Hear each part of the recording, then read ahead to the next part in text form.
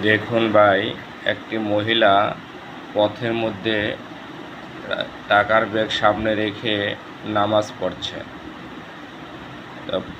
পথে দুজন ছিনতাইকারী এসে তাকে ধাক্কা মারল, তবুও মহিলাটি নামাজ ছাড়ল না।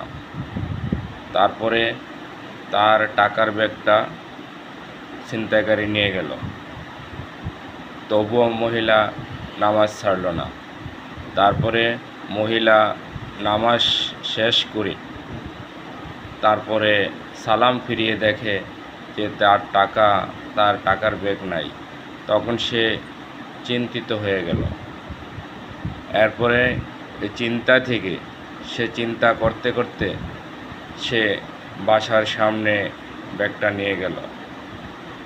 ব্যাগটা নিয়ে যাওয়ার পরে তারপরে চিন্তায় পড়ে গেল যে আমার এতগুলো টাকা কি হয়ে গেল। দেখুন ভাই, নামাজ